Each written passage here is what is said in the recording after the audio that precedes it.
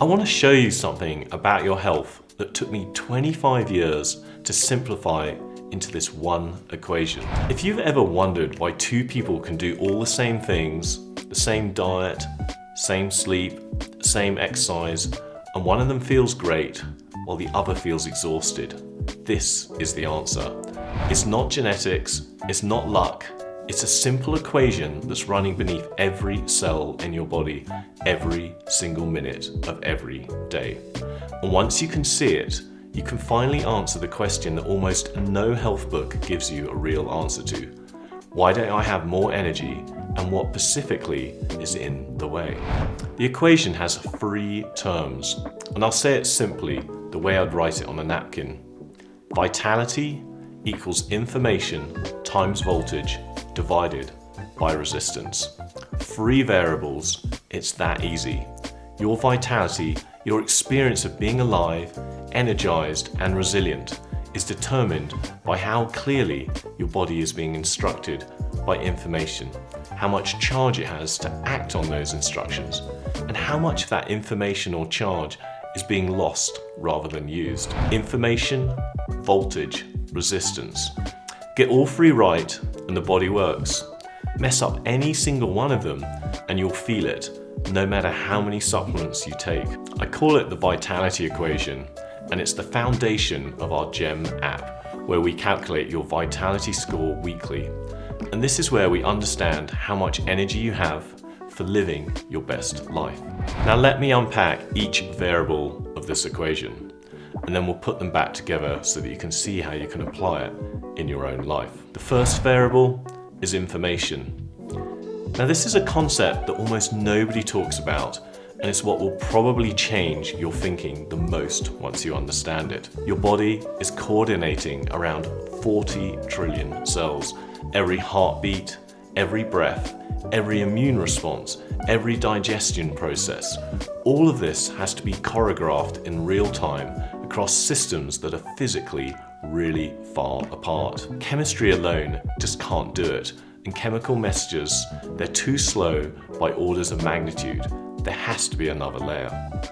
That other layer is information. Each cell, tissue, and organ in your body broadcasts a kind of signature, a frequency pattern, or an identity that lets the rest of the system know what state it's in and what it needs. Now, when those signatures are clear and accurate, the body coordinates beautifully. When the body is under stress, i.e. poor information, toxins, or unresolved emotional conflicts, the body's signals, they get confused, the instructions go out wrong, and then the chemistry downstream also goes wrong, simply because it's not getting the right guidance.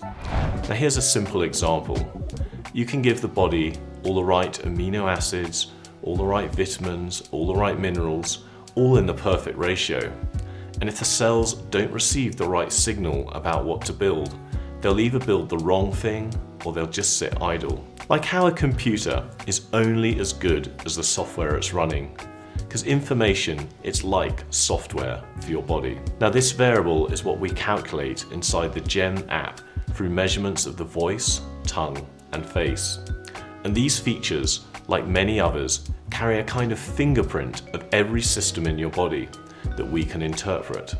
And what comes out of that reading is a map of where the body's information is clearest and where it's most distorted.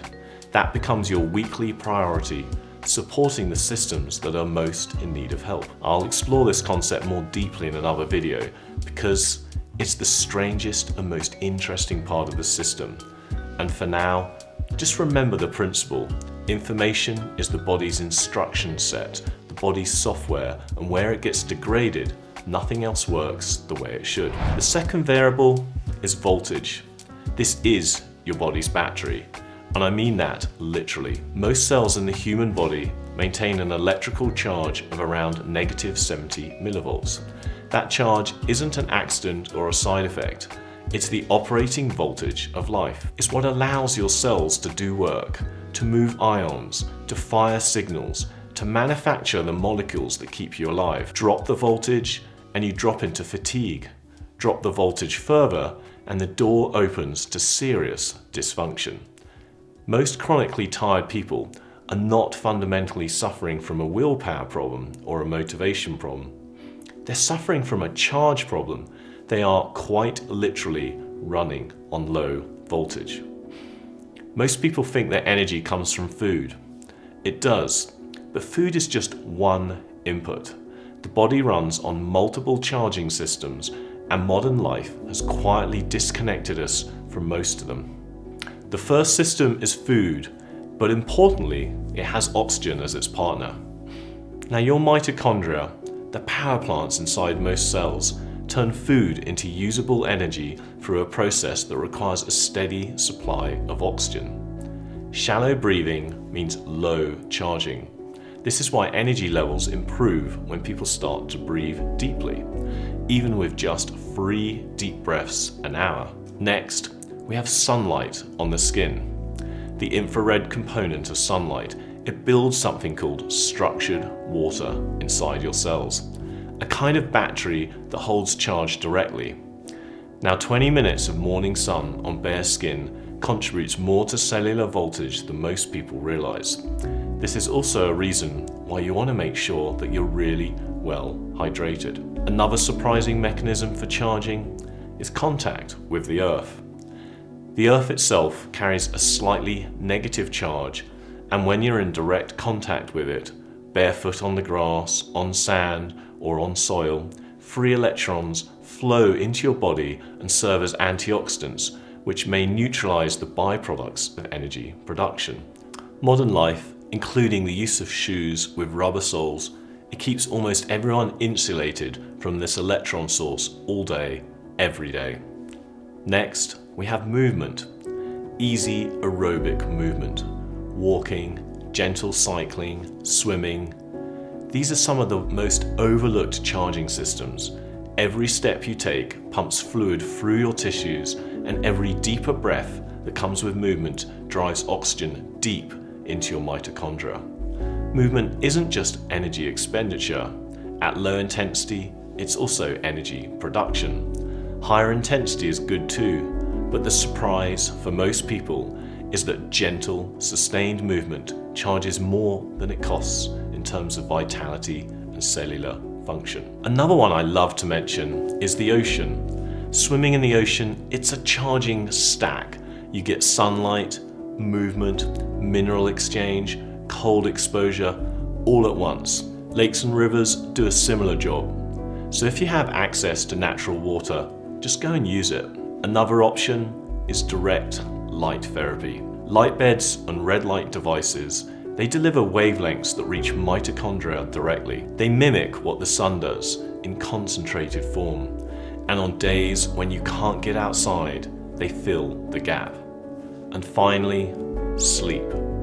The deeper stages of sleep, when the body's nervous system finally drops out of the day's activation and lets the cellular repair machinery do its work. This is why poor sleep is not just feeling tired, it's preventing you from recharging your body's cellular voltage.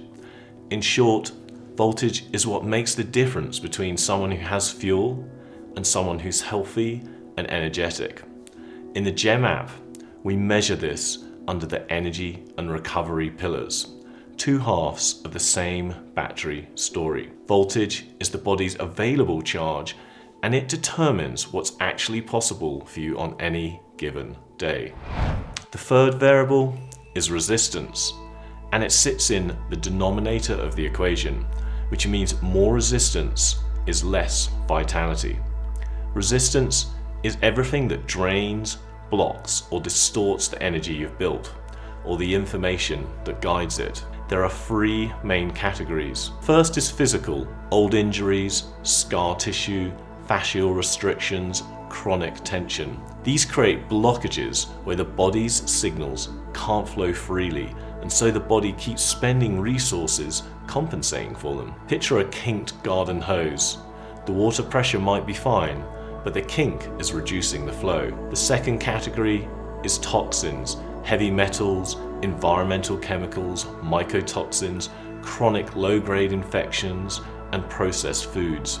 Each one is a continuous tax on the body's energy and information systems, because the body is always spending energy to neutralize and to clear them, and so its messaging gets scrambled by the presence of all of these toxic blockages. Now, most people don't connect their tiredness to their toxic load, but there's almost always a relationship. Now, the third category, and the most underestimated, is emotional.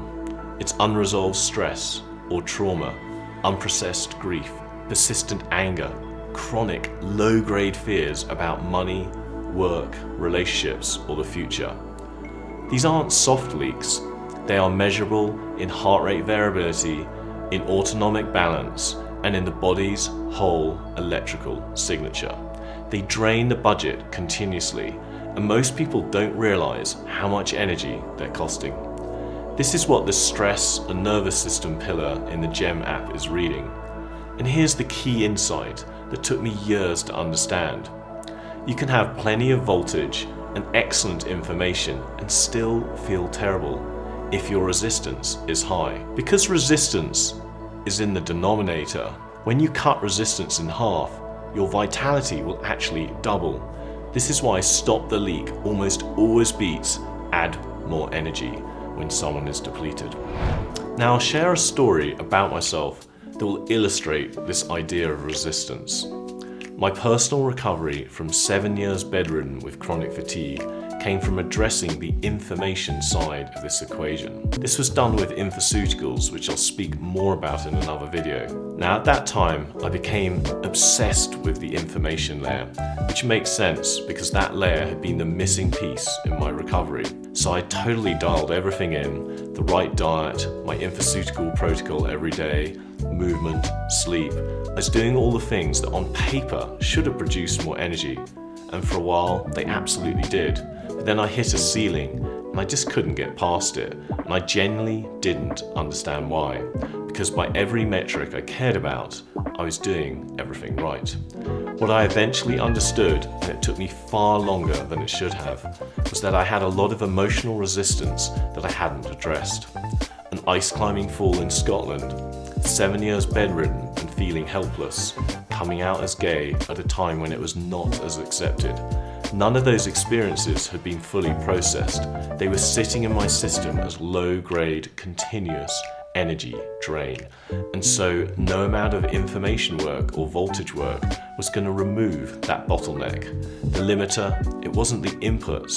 Actually, the limiter was the resistance, the emotional leak. And what changed it was in some ways far simpler than I expected. I started replacing reactivity with response. When something pushed my buttons in business, in relationships, in any domain that had old emotional weight on it, instead of reacting on the surge of feeling, I started pausing, sitting with it, asking what was actually being triggered, choosing how to respond from a more considered place. Now, that sounds small, but the effect was not small. Over the months that followed, my resistance dropped, the leaks slowed, my energy went up without me changing any of the other inputs. And here's the part I didn't expect. Better people started showing up as a result, better collaborators, better friends. Situations stopped spiraling into bigger problems because I wasn't pouring fuel onto them anymore. My life got easier, and it was the result of dealing with something that I hadn't previously named as the limiter. That's what the equation gives you that nothing else does. It tells you which variable to look at when the obvious work isn't enough. Now let me show you why this matters and why I find this equation so useful. The equation tells you the truth that most health advice avoids. All three variables matter, and the limiting one is the one that you have to address first. Adding more voltage to a system with high resistance is like putting more gas into a car with the parking brake on. It just isn't going to move much. Improving information without addressing low voltage is like sending crystal clear instructions to a workforce that's too exhausted to act on them. And lowering resistance without enough information or voltage is like opening the floodgates on a reservoir that's nearly empty. This is why we don't just look at vitality score alone, but alongside the elements that contribute to it, so we know which variable is affecting it the most and where you have the most leverage to quickly see your vitality improve. Here's what I'm asking you to do. Take a quiet minute and ask yourself, which of the 3 variables is your limiter right now? We can always improve in any of these areas, but I'm asking you to pick the one that if you shifted it would lead to the greatest change. If you've been carrying chronic stress or grief or anger that you haven't processed, your bottleneck is likely resistance. The work is reducing the leak, sleep, slow breathing, emotional work, processing what you've been carrying.